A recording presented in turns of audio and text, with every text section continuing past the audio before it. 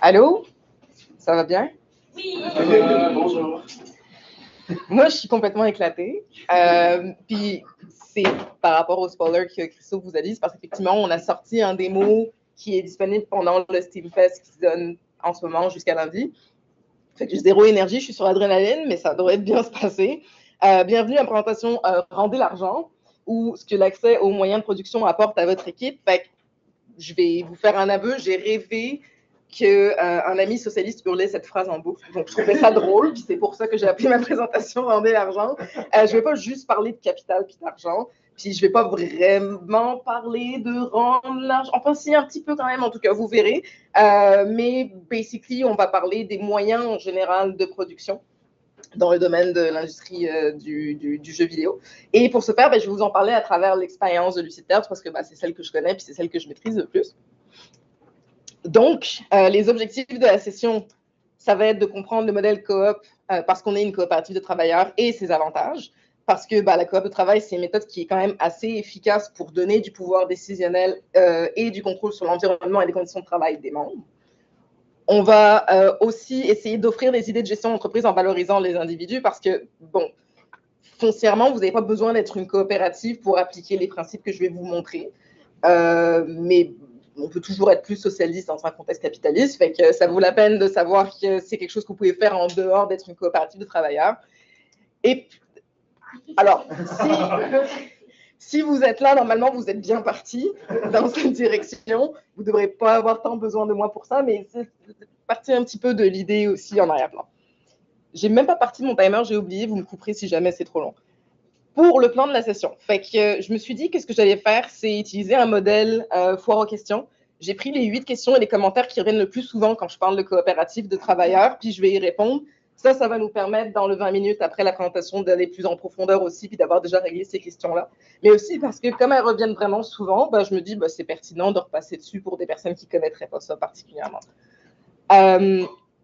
Une fois qu'on a répondu à ces questions-là, on va parler des systèmes et des enjeux financiers en studio indépendant, donc coop ou pas coop, là, juste en général ce que ça représente, à travers les obstacles que nous, on a rencontrés. Je vais vous en donner 3 exemples, j'en ai beaucoup plus que ça, mais on n'a pas toute la journée. Et puis ensuite de ça, les solutions, donc ce que nous, on a mis en place pour pouvoir passer au travers. Un test. Ah, c'était sur moi? Non, c'est bon. Ok. J'aime pas du tout de quoi ma voix a l'air sur un laptop. Et puis, finalement, les conclusions qu'on peut tirer de ces exemples-là. Ouais, j'ai assez ça. OK. Fait que je vais me présenter parce qu'apparemment, c'est quelque chose qui se fait. Je suis née, j'ai grandi en France. Je suis venue ici pour étudier en jeux vidéo, entre autres à l'UQAT, et j'ai gradué de l'UQAT. J'ai cofondé Lucid Terz en 2019. Je fais de l'animation de personnages. À part de ça, j'aime beaucoup les mangues. Si vous voulez les en manger proprement puis avec classe, c'est comme ça que ça se fait. J'aime les animaux qui n'ont aucun esti de bon sens physiquement, comme les wombats, les ornithorynques et les axolotes. Next. Voilà, c'est fait. Fait que quelques notes. Again, je vous parlais de la réalité de notre coopérative. Parce que c'est important d'avoir conscience que les paramètres que je vais vous présenter, ils ont été réfléchis et choisis en fonction de notre format d'équipe, en fonction de nos valeurs, de nos besoins aussi. Donc, ça ne signifie pas que vous ne pouvez pas appliquer ça à des équipes différentes, plus conséquentes ou avec des besoins différents. C'est juste que ce n'est pas un pour un. Donc, prenez toujours ce que je vous présente avec un grain de sel.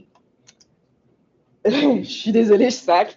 Je ne veux pas vous offenser, je vais faire de mon mieux pour sacrer le moins possible, mais c'est des choses qui se les pop parfois.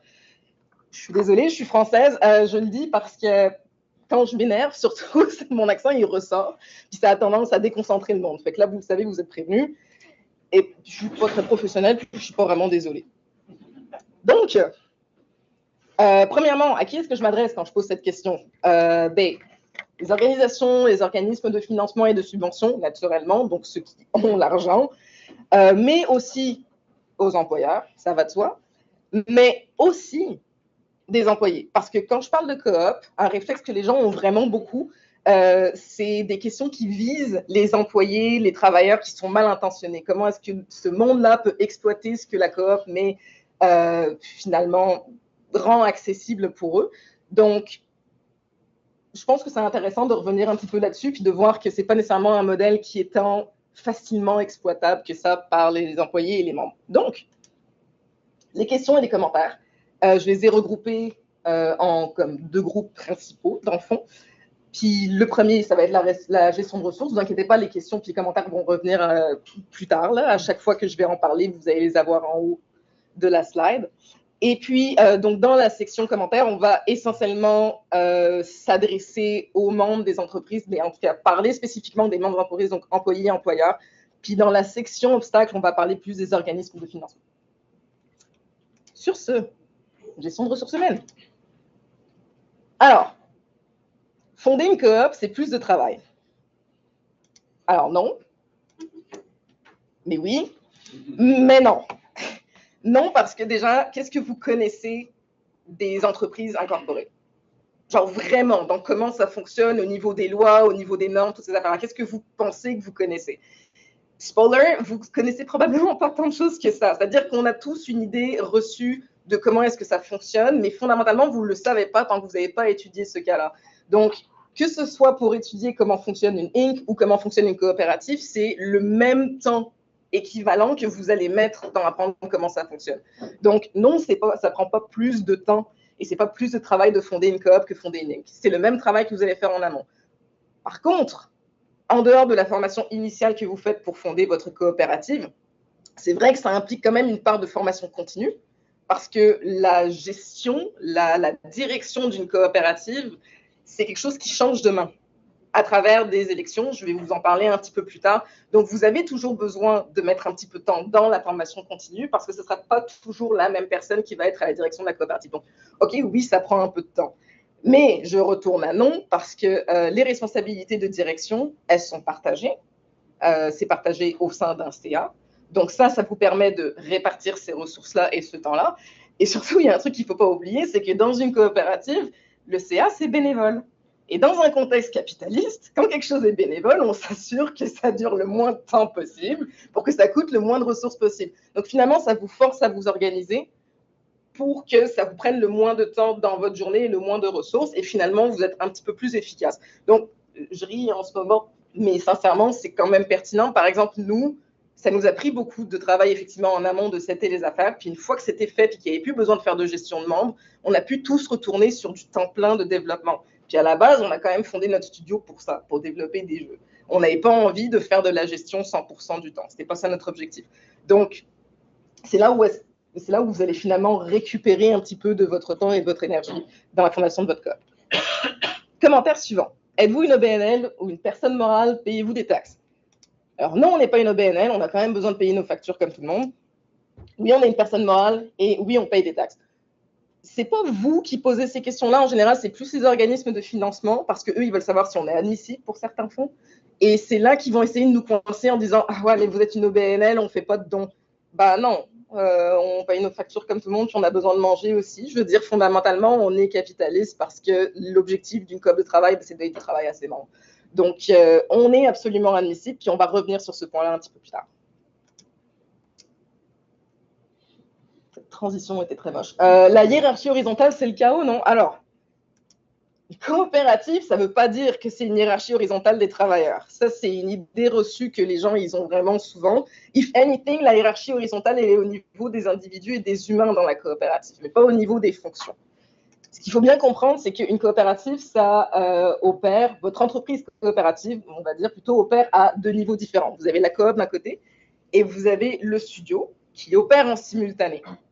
Mais la façon dont les opérations professionnelles de votre studio sont gérées, ce n'est pas déterminé par la coopérative. La coopérative, elle est là pour gérer les membres, les rapports sociaux, les rapports de pouvoir aussi, puis le partage des ressources.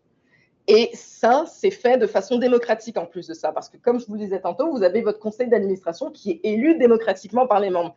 Donc même là, la hiérarchie horizontale, elle n'existe pas. C'est-à-dire que vous avez quand même besoin d'un CA avec une présidence, une vice-présidence et une trésorerie ou un secrétariat. Je pense que c'est le secrétariat, le troisième, qui est obligatoire.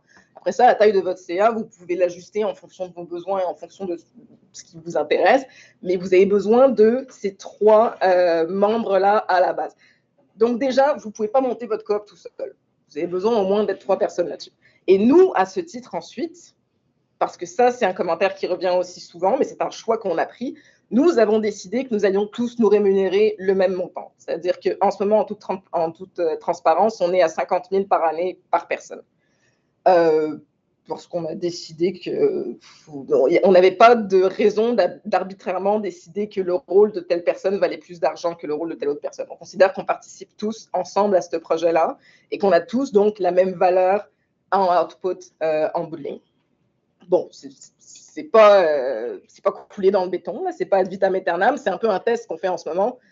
Mais on est fondé depuis 2019, pour l'instant ça va, il n'y a pas eu de problème, donc on ne voit pas pourquoi est-ce qu'on aurait besoin de revert à on va avoir des échelles salariales différentes. Et puis, dernier commentaire de cette section, et l'insurrection, ne craignez-vous pas les abus? Alors, déjà, on a une période d'essai de 365 jours. Je ne parle pas de genre 1 an, je parle de 365 jours travaillés. Donc, je souhaite bien du plaisir à quiconque a l'intention de faker sa personnalité pour essayer de nous overthrow après. Ça va prendre bien du temps et de l'énergie. Accessoirement, comme on est une coopérative et que c'est démocratique, ça ne se fait pas tout seul de overthrow une équipe. Donc, ça va prendre du monde parce que bouger à contre-courant dans un contexte démocratique, ce n'est pas évident non plus. Aussi, si on finit par se faire évincer, si on finit par se faire sortir du conseil d'administration, mettons, parce que la majorité considérait que les directions n'étaient pas bonnes, ou peut-être qu'ils ont raison à un moment donné. Je veux dire, une coopérative, c'est un peu une opportunité finalement de faire preuve d'introspection puis de s'ouvrir à la critique. Donc, comme ce qu'on fait, c'est un petit peu pour le bien collectif, il n'y a pas de raison d'être surprotecteur de ces idées. On essaye un petit peu finalement d'appliquer le concept de dépossession puis de propriété privée, puis plus de travailler en équipe ensemble. Donc, vous ne faites pas nécessairement dégager parce que vous avez fait une mauvaise job. Peut-être que votre mandat, il est arrivé à la fin aussi, puis c'est normal. Dans ce temps-là, il faut tourner les positions, mais c'est juste pour dire, à un moment donné, il faut écouter ce que la majorité veut et quels sont les besoins de la coopérative. Et puis finalement, concernant les abus, il ne faut tout de même pas oublier qu'il y a quand même des règlements de base qui sont mis en place. Donc, s'il y a une personne qui est jugée problématique pour X, Y, Z raison, elle va être consultée, elle va être sanctionnée s'il faut, ou elle va être tout simplement mise à pied si la situation elle ne s'améliore pas. Donc, c'est sûr qu'on n'est pas toujours préparé à gérer des situations délicates de ce genre-là, mais il y a quand même des règlements de base et c'est quand même des choses que vous allez continuer à construire avec le temps, de toute façon, en développant votre studio. Donc, synthèse de cette section.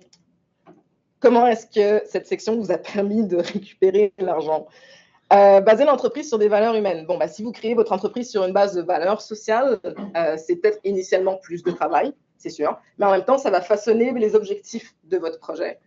Ensuite de ça, connaître la loi et ses droits, c'est un rappel pour vous de rester renseigné sur votre contexte, sur votre projet, mais c'est aussi un rappel que vos interlocuteurs, ils ne sont pas nécessairement au courant de ce que vous faites, ni de comment ça fonctionne.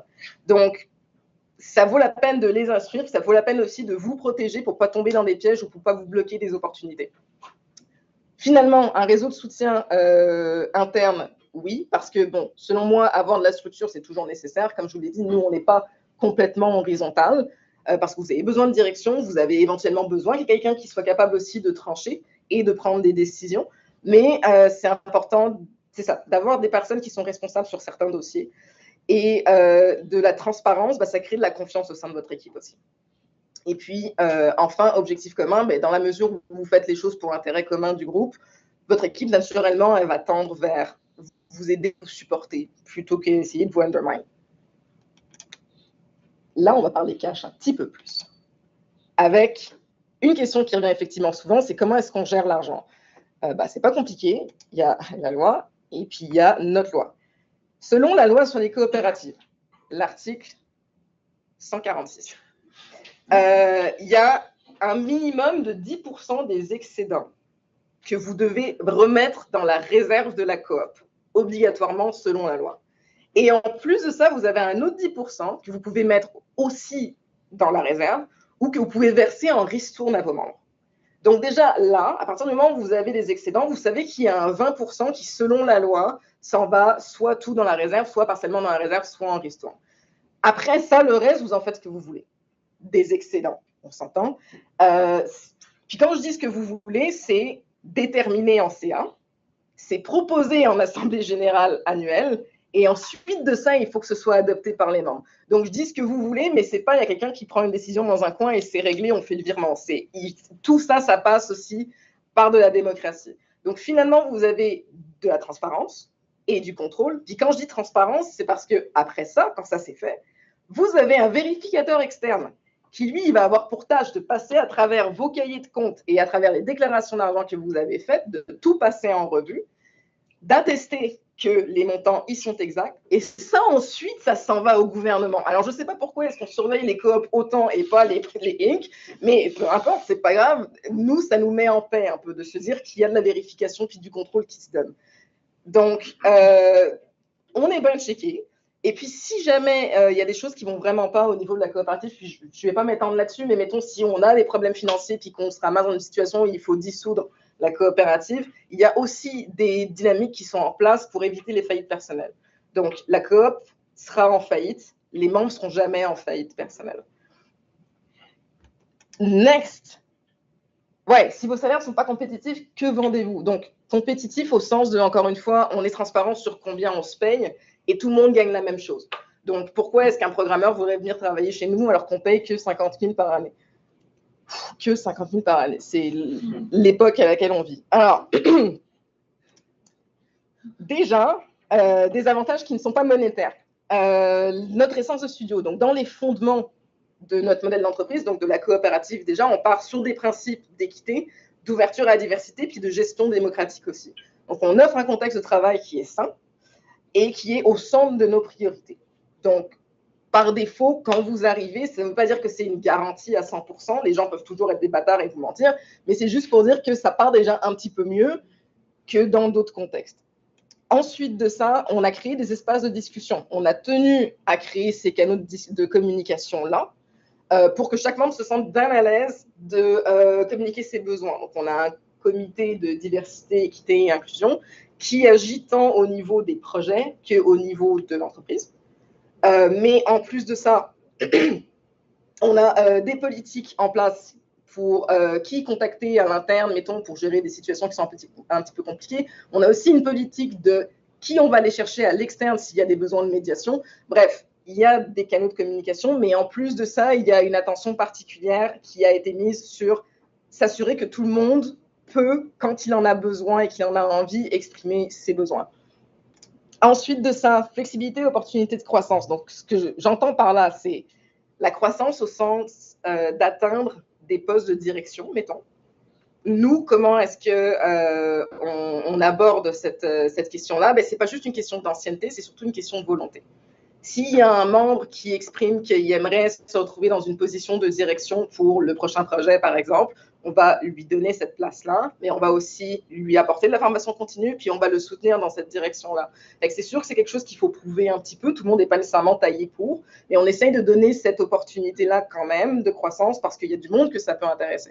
Et on fait l'inverse aussi. Puis ça, c'est l'avantage d'avoir une paye qui est la même pour tout le monde. C'est que si vous venez de faire de la direction sur un projet, puis que l'année suivante, vous avez envie d'être plus dans l'exécution et moins dans la direction et la prise de décision, vous pouvez step down, puis ça ne va pas affecter votre niveau de vie, parce que de toute façon, la paye va être la même. C'est juste que les responsabilités puis les tâches ne seront pas les mêmes. Et ensuite, pour la flexibilité, en fait, c'était ça, c'était la flexibilité, l'inverse de l'opportunité de croissance finalement. Et on a aussi un espace qui est prévu dans lequel les membres ils peuvent exprimer leur envie de développement personnel, mettons à des fins d'épanouissement. Par exemple, notre directrice de communication, elle est rentrée dans notre studio pour faire de la direction de communication, mais elle est tranquillement pas vite en train de se former pour devenir dev, puis c'est la personne qui est responsable de l'écriture. Donc, si jamais vous jouez à notre démo, je plug notre démo, tout ce qui a été écrit, toutes les lignes de texte, c'est elle qui les a rédigées. Elle est super bonne à ça, on ne savait pas qu'elle était capable de le faire, mais c'était une bonne surprise. Et en bout de ligne, elle va lâcher éventuellement les communications puis les socials. Donc à ce moment-là, on va engager quelqu'un d'autre pour faire ça plus tard. Mais c'est juste qu'on lui donne l'opportunité de se retrouver au sein de nos projets sous une forme qui lui convient mieux et qui l'intéresse davantage. Et puis finalement, adaptabilité, donc ce que j'entends par là finalement, c'est les accommodements qu'on a en place pour les membres. C'est la partie qui est un petit peu sweet. C'est qu'on a des horaires flexibles, des vrais horaires flexibles. C'est pas entre 7h30 et 9h30, c'est n'importe quand dans la journée, vous pouvez commencer votre journée de travail. Ce qu'on attend de vous, c'est un minimum de 6 heures de productivité, parce que vous avez votre pause de lunch, puis vous avez vos pauses un petit peu disparates, ou votre scrolling, ou en tout cas, c'est bien correct, c'est juste qu'on s'attend à 6 heures de productivité par jour, pour 4 jours par semaine. Donc après ça, est-ce que vous travaillez du lundi au jeudi? Est-ce que vous travaillez lundi, mardi, mercredi, vous êtes off, puis vous faites jeudi, vendredi? C'est vous qui voyez, c'est vous qui gérez. Mais on s'attend à ce que vous fassiez vos heures de productivité à ce niveau-là. Donc, on vous donne cette flexibilité-là. On a des congés maladie qui sont illimités aussi, parce que personne n'est malade juste 3 jours par année. Et parce que vous ne savez jamais, ça peut être des imprévus. On appelle ça des congés maladie, mais la réalité, c'est que si on parle de deuil ou ces affaires-là, bah, vous avez bouffé vos 3 jours autorisés par année parce que votre père est mort. Bon, bref, c'est ça. Ils sont illimités. On a des systèmes, par contre, pour s'assurer qu'il n'y a pas ni d'abus, ni un manque d'attention au niveau des PTO. C'est-à-dire qu'au ratio prorata, si par exemple, par mois, vous êtes en PTO, genre 5 jours, on va commencer à se poser des questions, puis on va vous reach pour vous dire, hey, au fait, est-ce que tout va bien? Est-ce que ces choses-là sont en train de se setter? Déjà parce qu'on est inquiet pour vous, mais aussi parce que, l'air de rien, on a du travail à faire. Donc, s'il faut qu'on engage quelqu'un en parallèle, juste pour compenser un petit peu les tâches qui ne sont pas effectuées, ben, il faut qu'on le sache. Donc, il y a quand même un système de suivi à ce niveau-là. On a aussi des stations de travail qui sont au choix. Donc, au choix, c'est soit en présentiel, soit en distanciel. Et la station, dans tous les cas, elle est fournie par le studio. Donc, on va vous donner bureau, ordinateur, matériel, les logiciels, tout ce dont vous avez besoin. On a juste besoin de savoir si on le ship chez nous ou si on le ship chez vous. Après ça, on a des stations flottantes dans nos bureaux. Donc, si vous êtes en distanciel puis qu'une fois de temps en temps, vous pouvez passer, vous pouvez. Surtout si la station est disponible. Mais l'idée, c'est de ne pas déménager 3 fois par an parce que vous êtes tanné de travailler chez vous, parce que vous êtes tanné de travailler au bureau. Vous allez choisir votre station à la base, puis ensuite de ça, on va s'arranger. Après ça, on a le remboursement des frais de déplacement. Donc, toutes les personnes qui viennent travailler en présentiel, on leur rembourse la passe de la STM dans la zone A chaque mois. Et pour n'importe qui d'autre, on va aller à concurrence de ce prix-là. Donc, que ce soit une passe Bixi ou que ce soit un vélo personnel ou que ce soit en auto, ça va toujours être à, en ce moment, je pense que c'est 97 pièces au poids de même. Et finalement, compensation pour des événements. Donc, c'est sûr que de temps en temps, on se fait des événements, on se fait une bouffe, on va au resto, ou alors on est allé faire des glissades dans la neige il y a 2 ans, c'était vraiment le fun. Fait que si vous ne pouvez pas venir parce que vous n'êtes pas disponible à ce moment-là ou parce que tout simplement, vous n'êtes pas dans la capacité de vous déplacer, on va compenser dépendamment du type d'événement. Mettons, pour un restaurant, on a des membres qui ne peuvent pas toujours être là pour des raisons de santé. Ben, on leur envoie le montant, finalement, en restauration pour qu'ils puissent s'offrir quelque chose à distance et puis qu'ils puissent participer avec nous, même s'ils ne sont pas nécessairement physiquement là. Et tout ça, ça a été voté. Donc, les membres ont eu du contrôle sur les avantages qui n'étaient pas les salaires compétitifs. C'était long? C'était long, je suis désolée. Question suivante. Est-ce que c'est pas un peu problématique de ne pas récompenser l'ancienneté? Oui, parce qu'on ne récompense pas l'ancienneté. Ok, je vais vous donner un exemple. 2 exemples, en fait. Les 2 membres qui ont rejoint notre équipe dernièrement, ils sont venus combler des besoins dans des champs où nous, on n'avait absolument aucune expertise.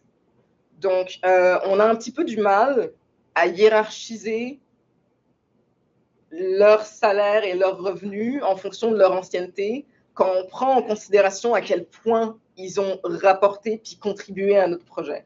On en est là aujourd'hui grâce à eux, donc on trouve ça un petit peu...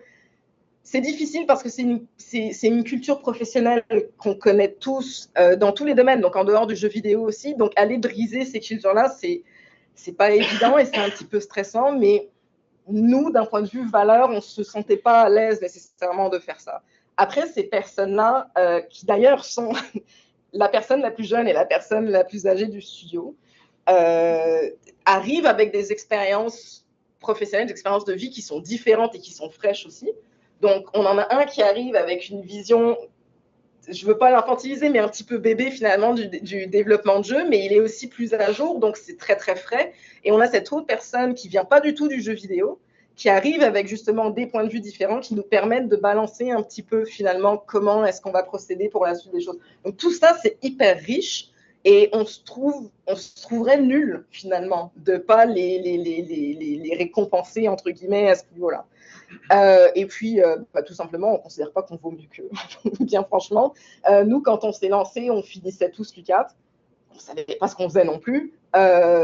C'est récompenser l'ancienneté parce qu'on a la chance d'avoir été là quelques années de plus que eux. Fondamentalement, on y est un peu pour rien. Donc, ce n'est pas la direction dans laquelle on veut aller. Et puis après ça, il y a des failles dans le système aussi à la base. C'est-à-dire que si votre fidélité dans un studio, elle est motivée par le salaire, bah, la motivation déjà à la base, elle n'est pas nécessairement excellente. Et puis après ça, vous avez aussi la dynamique en jeu vidéo de faire des sauts de puce, puis de passer d'un studio à l'autre pour pouvoir aller monter son... c'est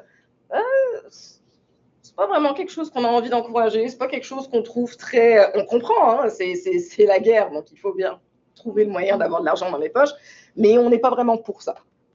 Donc, cela dit, on n'est pas complètement bâtard non plus.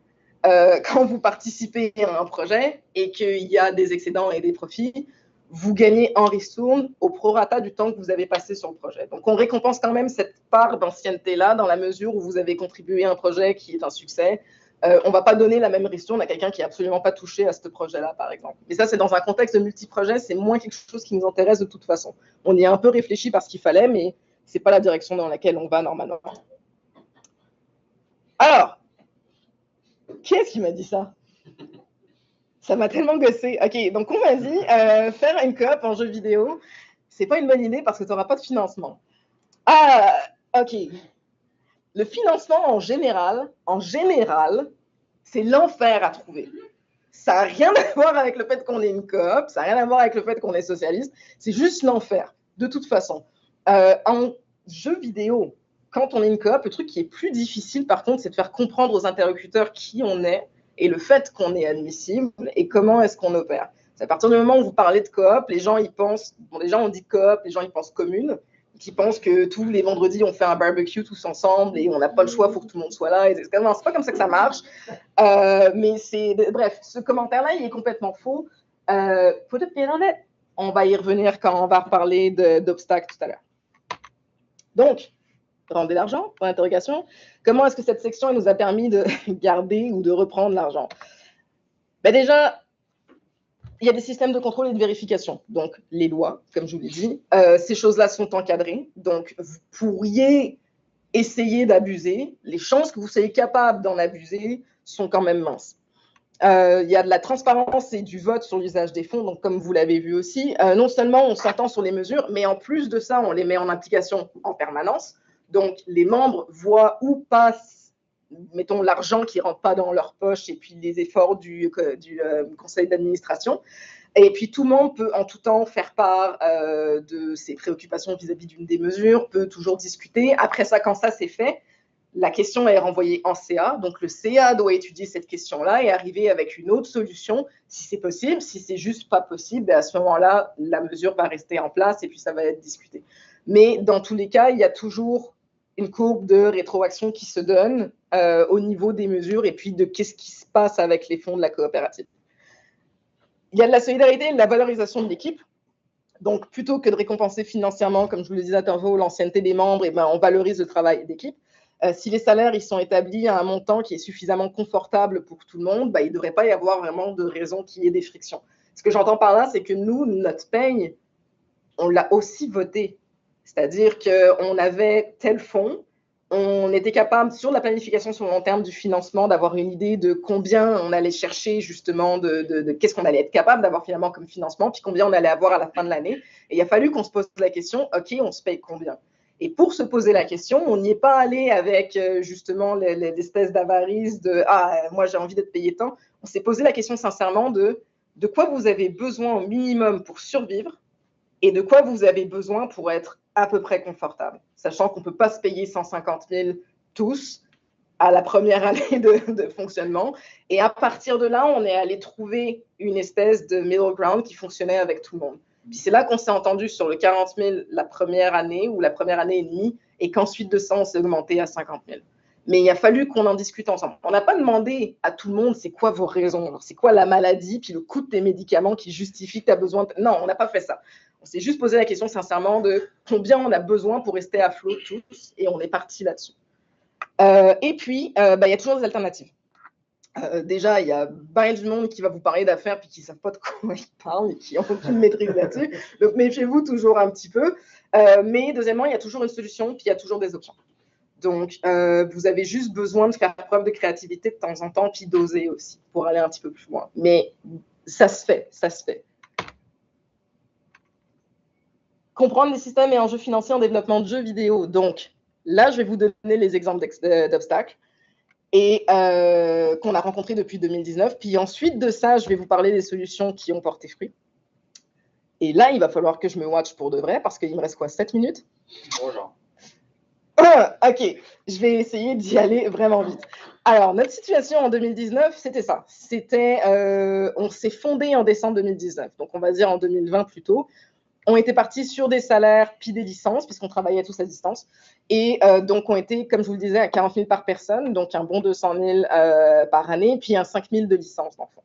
Ça, c'est les besoins qu'on avait, puis c'est le type de financement dont on avait besoin. À ce moment-là, on avait une chaîne YouTube avec des tutoriels dans Unreal, on avait un Patreon, on avait des concept art de notre projet de jeu, on avait un petit peu de 3D, tout petit peu de code, et on avait bien des pitchs de présentation. C'est pas beaucoup, mais c'est ce qu'on avait. On est allé dans la direction de la viralité. On s'est dit, chaîne YouTube, si on fait du bon contenu, etc., machin, let's go, viralité, hop, Patreon, Stonks, et puis genre ça va nous faire du bien, ça va rentrer dans les poches. À travers les canaux qu'on avait déjà établis en plus de ça. Et boy, alors, déjà la viralité, c'est une super mauvaise idée, faut pas miser là-dessus, c'est un piège. Le public cible pour lequel vous développez votre projet, il va l'aimer. Si vous faites les choses correctement, si vous faites bien votre projet, votre public cible, il va l'aimer. Ça, c'est sûr. Par contre, la viralité et la bonne viralité, donc pas la publicité négative, c'est rare puis c'est volatile. Et en plus de ça, c'est pas toujours juste. Ça se peut que la viralité, elle tombe sur d'autres projets qui n'ont pas déployé les mêmes moyens ou pas autant de moyens que vous. Ça se peut que leur projet soit absolument tout pété, qu'ils ont juste eu de la chance d'être au bon endroit au bon moment. Comptez pas là-dessus, c'est pas une bonne idée. Là, on parle de 2020. Est-ce que vous vous souvenez ce qui s'est passé en 2020? Non? C'est correct, on n'en parlera pas. Non, mais je veux dire, effectivement, la pandémie, c'est pas mal hasardeux aussi comme paramètre, on va dire. Ça a bousculé beaucoup de choses qu'on prenait pour acquises et ça a ramené énormément d'imprévus. Et d'ailleurs, dans les imprévus, il y a la concurrence. Il y a eu un pic de développement de jeux pour tous les gens qui étaient bored et qui étaient chez eux pendant le confinement. Et ça a poussé comme des champignons. Et puis, c'est très difficile de garantir une visibilité dans une masse pareille. Donc, en réalité, essayez pas. C'est pas une bonne idée. Deuxièmement, le FMC. Ceux qui me connaissent savent ce que je pense du FMC. Il n'y a pas de place pour les petits. Je pense que c'est une façon assez simple de l'expliquer. C'est-à-dire que, le FMC, to be fair, ils ne se sont jamais présentés comme étant un organisme qui est là pour aider les indépendants à se lancer. Jamais. C'est juste que c'est la méthode principale de financement dont on entend parler quand on est dans ce domaine-là. Et c'est facile, en fait, de se laisser piéger, finalement, par cette espèce de popularité, puis le fait qu'on entend ce mot-là tout le temps. Quand on regarde leurs paramètres, on se rend vite compte que le groupe démographique auquel ils destinent leurs fonds, c'est les devs qui ont déjà de l'expérience dans le domaine, qui ont décidé de se lancer en indépendant et qui fondent un studio. Parce qu'il y a énormément de points dans leur grille d'évaluation qui est basée sur les projets que vous avez shippés, puis les studios et les contacts que vous avez. Donc, nous, ça ne marchait pas pour nous. Mais en plus de ça, ça crée une boucle de rétroaction positive parce qu'un projet qui a été publié, c'est des points d'expérience, entre guillemets, dans cette évaluation-là. Et donc, c'est plus de chances d'approbation sur les prochaines fois où vous allez appliquer. Donc, finalement, c'est les mêmes studios qui réappliquent tout le temps et qui reçoivent toujours leur financement parce qu'à chaque fois je vois le sourire de Pascal. À chaque fois que je fais une présentation, je chiale là-dessus. C'est sûr que je me répète un peu. Mais bref, c'est ça. C'est qu'il y a un engorgement de ces studios-là qui vont toujours récupérer cet argent-là. Puis finalement, il n'y a pas de place pour les petits nouveaux. Encore une fois, c'est pas ça qu'ils disent, le FMC. Ils n'ont jamais dit à aucun moment, nous, on est là pour les petits nouveaux. C'est juste que faut avoir conscience de ça pour ne pas perdre du temps sur ce type d'application-là. Par contre, on apprend beaucoup de choses, donc c'est pertinent de le faire au moins une fois. Et puis finalement, la série indie. Ça, c'est spicy. C'est un concours avec 2 prix, 20 000 et 40 000 $ à la clé. Donc, comme le nom l'indique, pour les studios indépendants. Et puis, ils offrent aussi du mentorat. Parenthèse, c'est en partenariat avec Ubisoft. Vous voyez la direction dans laquelle on s'en va. C'est une sélection qui se fait en 2 rounds. Et puis, la première, c'est un pitch que vous envoyez avec une vidéo, avec le texte, il me reste 2 minutes, c'est l'enfer, avec le texte de votre jeu, etc. Et puis, la deuxième partie, c'est la présentation en personne. Je vais vous dire ce qu'un membre du jury m'a dit dans la soirée où on a perdu, donc j'étais déjà bien fru, et il m'a dit ça avec un aplomb pas possible, et je pense que je ne peux plus le croiser en public parce qu'il va avoir un bain de sang. Premièrement, ça, c'est pas ce qu'il m'a dit, c'est ce que j'ai constaté, c'est qu'on n'avait pas de feedback. On ne nous a pas dit pourquoi on n'avait pas gagné, on ne nous a pas dit pourquoi ceux qui ont gagné non plus. Ça, à la rigueur, peut-être, pourquoi pas, mais nous, aucun moyen de savoir pourquoi on n'a pas été sélectionné. Ça, c'est bad, pour des raisons très évidentes. Ensuite de ça, il y a 3 incidents scandaleux qui se sont passés pendant cette conversation-là. Les vainqueurs de notre cohorte, c'était la 3e fois qu'ils appliquaient. Ça, c'est triste, surtout. C'est 3 ans de suite à appliquer pour aller chercher maximum un 40 000 piastres. Nous, 40 000 piastres, c'est ce qu'on se payait pour une personne en 1 an. Donc, c'est terrible de se dire, ils ont besoin de cet argent-là à ce point-là. Peut-être que le concours, il y a un truc qui ne fait pas correctement. Bref. Ensuite de ça, on m'a dit, vous ne l'avez pas gagné parce que vous n'aviez pas les contacts. Allô, on est des indépendants, c'est normal. Ça fait partie du principe. Et ensuite, on m'a dit que notre projet, il avait des choses incertaines qui avaient besoin d'être retravaillées. Ok, mais c'est parce que si vous offrez du mentorat, il faut qu'on arrive avec un projet je ne comprends pas. Donc bref, toutes ces choses-là m'ont énervé. Parenthèse, le membre du jury, c'était un banquier, donc il ne sait pas de quoi il parle. Mais ça aussi, c'est un point qui est important, c'est que les membres du jury, ils n'avaient aucune compréhension finalement de ce qu'était la réalité de l'Indie et leur concours, qui a des bonnes intentions, j'imagine. Finalement, il n'était pas taillé pour le public cible de ce concours-là. Donc, bref, moi, on m'a recommandé en fait de réessayer l'an prochain et je leur ai dit non, bye. Je ne vais pas courir après votre 40 000 piastres.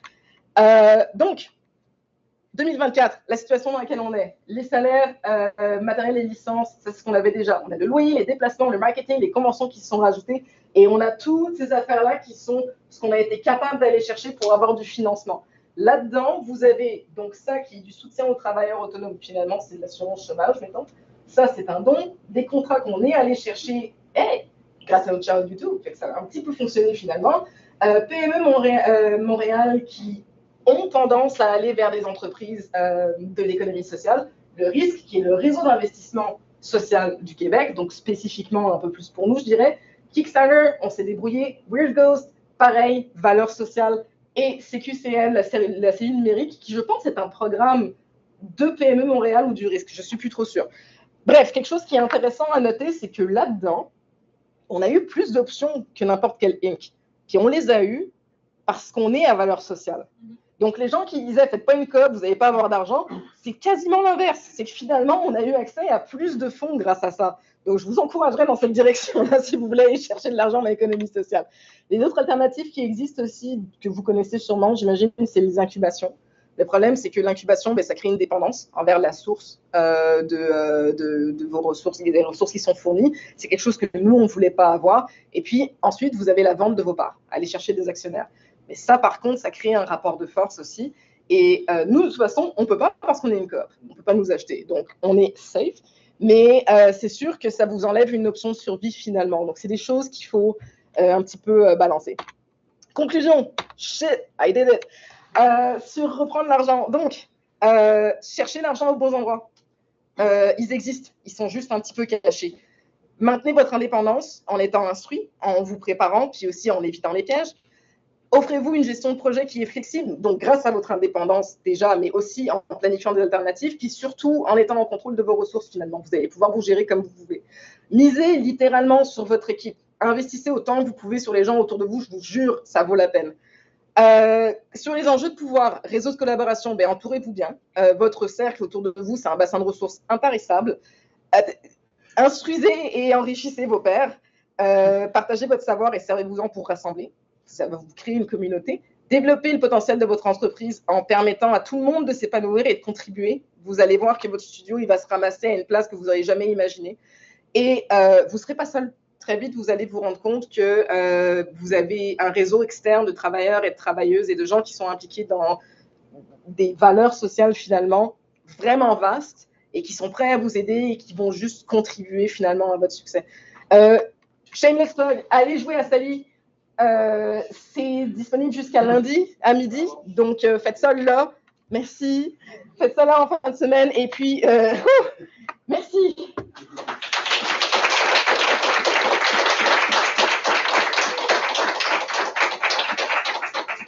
Merci beaucoup, Valia, pour la présentation. De rien. Tout de suite sur les questions. Jason a une pour nous. Oui. Oui, super présentation, super plaisir aussi, bravo. Une question entre autres sur les obstacles, en fait. Oui.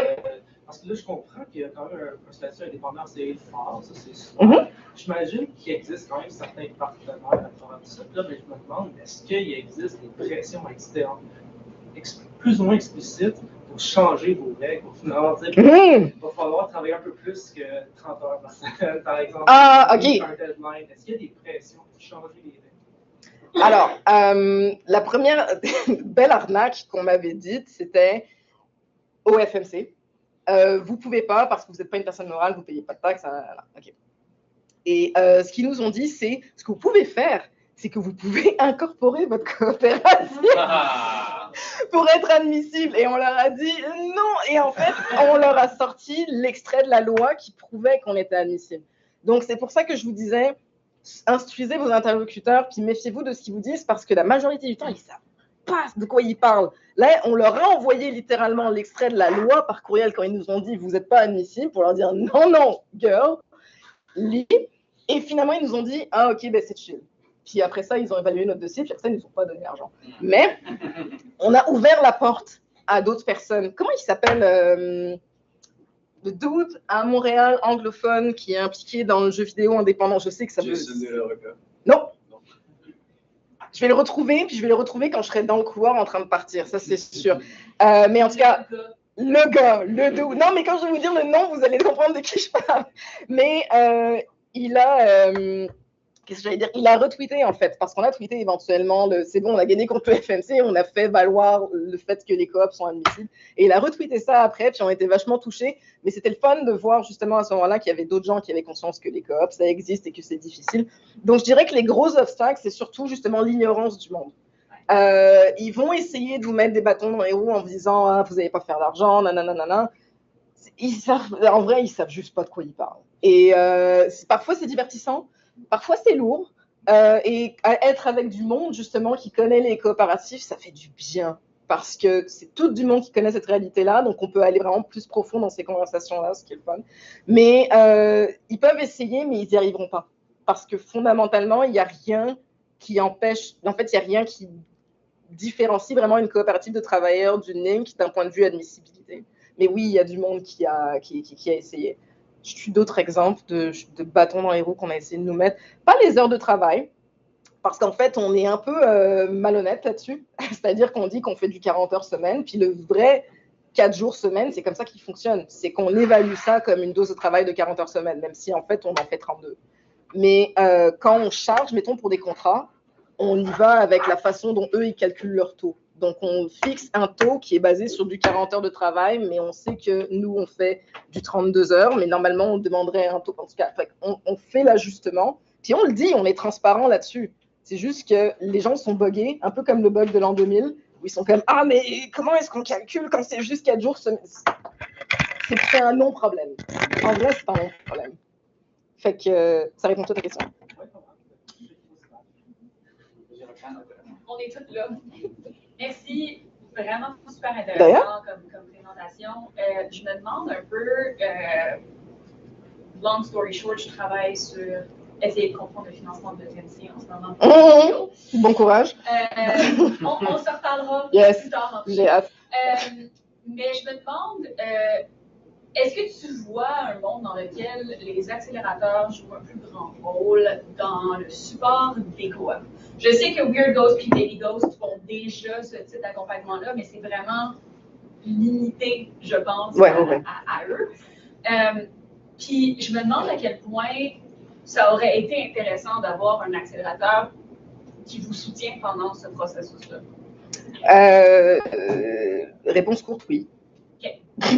Réponse courte, ça pourrait fonctionner si vous avez un type d'accélérateur qui est conscient des défis d'une coop. coop. Mais aussi, oui, ça va exister.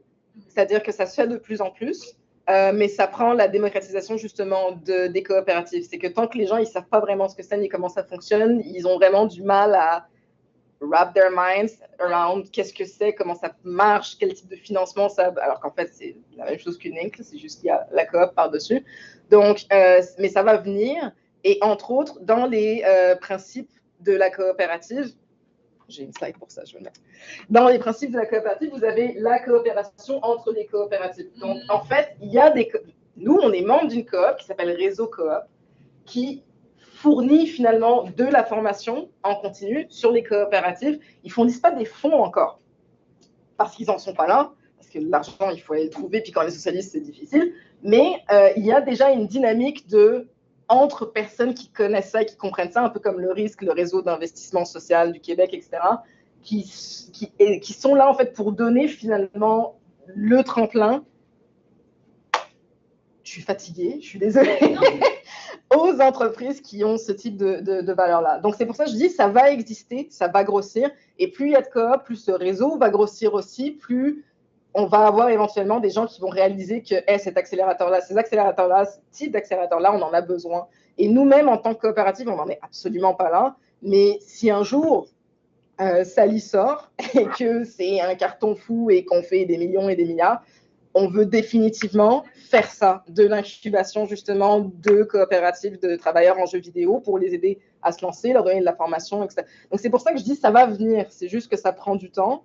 Mais oui, définitivement, c'est super pertinent. Puis d'autant plus qu'il y a tout ce côté safe c'est des entreprises qui ont des valeurs beaucoup plus humaines. Donc, les chances qu'on se ramasse dans des situations scandaleuses comme les crunchs et ce genre d'affaires-là sont vraiment réduites. Et vu le bruit que ça fait et le mal que ça fait en termes de publicité à ces entreprises-là qui sont concernées, et ben de plus en plus, les gens vont être intéressés, je pense, à investir dans des business qui ont plus de chances de maintenir. Donc, bref, oui. Je pense que ça va faire du bien et je pense que ça s'en va. Oui, merci encore pour la présentation. Mais de rien, ça me fait plaisir de me remercier. Je vais commencer par le contexte de ma question avant de la poser, parce que ça prend un contexte. Vous inquiétez pas, c'est pas vrai. OK. En fait, c'est dans le cadre de ma pratique en tant que chargé de cours enseignant à des étudiants et étudiantes, surtout en histoire du jeu. Il y a beaucoup de personnes qui arrivent justement avec des questions par rapport à des manières alternatives de développer des jeux vidéo ou d'aller à l'encontre du système très capitaliste qui est en place, parce que ça a l'air que quand tu étudies l'histoire, il y a certains éléments qui n'ont pas tant changé ou qui ont même empiré. Et ça apporte des questions.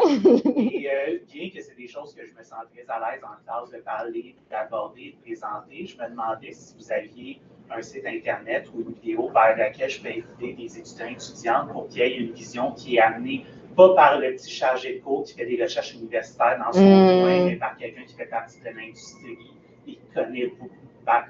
Disons, mais Samuel, peut-être qu'en session d'automne, peut-être qu'ils vont avoir eu une conférence avec Evaléa dans un cours qui prenne donné par quelqu'un que tu connais, parce qu'on va se reparler. Souvent.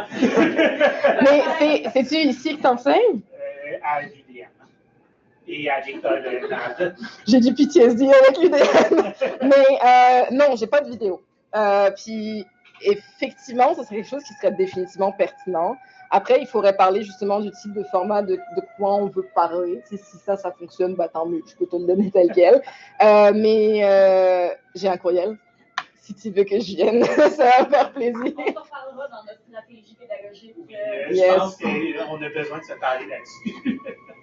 Fait que c'est ça. J'ai pas de support qui existe encore, mais j'ai comme toutes mes présentations PDF des dernières années où j'ai parlé un petit peu de ça que je peux t'envoyer. Puis quand nous, on parle de notre projet, mettons, à des joueurs et des joueuses, on a toujours une espèce de petit « on est une coop de travailleurs ». Pour l'instant, on n'est pas encore rentré trop dans le détail, mais éventuellement, on va avoir ce contenu-là aussi. En tout cas, je te le ferai parvenir si tu veux. Merci beaucoup pour la réponse. Pascal, t'avais-tu give up? OK, c'est bon. Oui, Oui. Mais moi, en fait, une question qui est vraiment plus au niveau de la logistique de la coopérative elle-même. Ouais. C'est au niveau, dans le fond, de la taille de votre entreprise en ce moment. Est-ce que vous avez beaucoup d'employés? Vous êtes 6. Est-ce que vous comptez grossir? Et si oui, en fait, est-ce que vous n'avez pas peur que le modèle de la coopérative craque un peu au fur et à mesure que la compagnie augmente son nombre d'employés? Alors, Oui, non. Oui, on va grossir, mais on aimerait ça pas être plus que 20 ultimement, parce que le multiprojet, c'est pas quelque chose qui nous intéresse. À la base, on est là parce qu'on tripe sur le projet qu'on développe tous ensemble. Fait que si on en a comme 4 qui sont vraiment cool, en tout cas, donc c'est pas ça qui nous intéresse. On veut garder ça relativement petit. Après, la coopérative, je vais répondre en 2 fois. La plus grosse coopérative du monde, c'est BNP Paribas. Ils sont combien de centaines de milliers? Bon, déjà. Et puis, deuxièmement, une coopérative, il faut voir ça comme quelque chose d'organique et de flexible. C'est-à-dire que oui, il y a des règlements qui sont établis à la base, parce qu'il faut bien commencer quelque part. Mais les règlements, si je ne me trompe pas, selon le règlement interne d'une coopérative, il doit être revu obligatoirement tous les ans par le CA ou tous les 3 ans, quelque chose comme ça. Donc, de toute façon, il y a de la révision qui se donne à ce moment-là. Et pendant l'année aussi, donc ça n'a pas besoin d'attendre l'Assemblée générale annuelle, pendant l'année, s'il y a des choses qui ont besoin d'être ajustées parce que finalement ça ne fonctionne plus ou on s'est rendu compte qu'on voulait essayer quelque chose de différent, c'est quelque chose qu'on peut changer aussi. Donc, ce n'est pas un moule finalement. À l'inverse, c'est plus une base sur laquelle vous pouvez ensuite de ça développer votre studio, vos projets, etc. Donc, il ne faut jamais voir ça comme une contrainte, mais plus comme des guidelines de OK, comment est-ce que je peux faire pour optimiser finalement les ressources humaines de cette entreprise-là. Puis c'est sûr que tout ce qu'on met en place, encore une fois, comme je le disais au début, il ne fonctionne pas à toutes les échelles d'équipe, c'est pas du 1 pour 1, c'est pas non plus des choses qu'on implémente d'une shot. C'est que ça prend parfois du temps, ça prend de s'habituer, ça prend d'essayer de tâter le pouls puis de comprendre comment est-ce que l'équipe réagit à ces règlements-là. Donc, non, on n'a pas du tout peur que ça éclate parce qu'en fait, il n'y a pas de raison si on fait ça tranquillement, puis surtout si on prend le temps de communiquer puis de s'assurer que ça fonctionne. C'est pas mal ça. Moi, j'ai une petite question. Je me demande, est-ce que le fait d'être dans le cadre de la coopérative veut dire que vous trouvez que le modèle, on va dire, prévalent, c'est plutôt capitaliste dans le reste? Étaché, oui. Oui, c'est ça. Puis d'un niveau, on va dire, plus opinion, comme qui ne fonctionne pas, puis qui ne devrait pas, puis que ça devrait tout être la coopérative. C'est un peu ça, I guess. Alors, la coopérative, nous, on voit ça comme la meilleure solution dans le contexte. Ce n'est pas nécessairement la meilleure solution ultimement et objectivement. Il y a toujours des choses qui peuvent être retravaillées, il y a toujours des failles. C'est juste que aligner avec nos valeurs, c'est la meilleure chose qu'on peut faire. La deuxième meilleure chose dans le contexte en jeu vidéo, c'est les syndicats. Sauf que c'est pas pertinent pour une coopérative d'avoir un syndicat, mettons. Fait que c'est sûr qu'on est comme avoir les deux, c'est pas pertinent, en tout cas pas pour nous. Mais on voit ça comme une base pour tendre vers un idéal. Par contre, quand on s'est fondé, on était 5. Et sur les 5, il y avait 3 personnes qui étaient convaincues par les valeurs qui sont véhiculées par une coopérative. Il y avait une personne qui ne savait pas et qui s'en foutait. Et il y avait une autre personne qui venait d'un autre contexte socio-économique qui, on va dire, se présentait un peu comme un allié, un support de « Hey, vous avez l'air d'avoir des bonnes valeurs, ça a l'air d'être nice, moi je viens avec vous surtout parce que j'aime travailler avec vous et j'aime le projet. » Mais je ne me sens pas nécessairement directement touchée par whatever coopérative. Et en fait, ces 2 personnes-là ont évolué de façon vraiment différente. C'est la personne qui s'en foutait complètement a fini, après plusieurs années, par reconnaître tous les avantages de ce qu'on avait mis en place et par s'impliquer même beaucoup plus d'un point de vue administratif, alors qu'elle avait dit « moi, je ne touche pas au papier, vous vous débrouillez ». Et l'autre personne, finalement, ne s'est pas tout à fait retrouvée là-dedans. Puis c'est correct. C'est pas cette personne-là qui est responsable de l'état dans lequel le domaine du jeu vidéo il est aujourd'hui. C'est pas cette personne-là toute seule non plus qui va aggraver les choses. Et c'est quand même quelqu'un qui a des valeurs à la base dans tous les cas. Donc, c'est pas gênant, c'est juste dommage, un petit peu. C'est comme ça qu'on le voit. Mais on n'est pas un espèce de monolithe de extrême gauche et rien d'autre. C'est plus une espèce de... En bout de ligne, nous, ce qu'on fait, c'est pour nous s'offrir des conditions dans lesquelles on va être bien, pour s'offrir du contrôle sur notre travail. S'il y a d'autres gens qui ont envie de le faire, tant mieux. Si ça leur fait du bien, tant mieux. Est-ce qu'on veut changer l'industrie? On ne prétend pas qu'on va être capable de le faire tout seul ou qu'on va être capable de le faire tout de suite, mais pour nous, en tout cas, c'était important d'avoir cette espèce de safe space. Puis on l'a créé, puis après ça, il va profiter aux autres personnes qui vont nous rejoindre plus tard. Fait que c'est ça. Moi, j'en parle un petit peu comme je prêche parce que bah, ça me fait plaisir, mais aussi parce que j'y crois. Mais en bout de ligne, le plus important là-dedans, bah, c'est nous six. C'est qu'on se lançait en jeu vidéo et on ne voulait pas aller dans un studio où on allait vivre de l'abus, où on allait vivre du crunch, où on n'allait pas être entendu, où on n'allait pas être valorisé. Donc on s'est dit, bah, on va se fonder un studio. Puis là, on ne voulait pas pour une notch. C'est-à-dire faire des millions parce que Microsoft rachète notre jeu, puis se pousser, puis laisser les autres derrière. On voulait s'assurer que tout le monde allait être sur une espèce de pied d'égalité, etc. aussi. Donc, c'est ça. On y croit fort pour nous.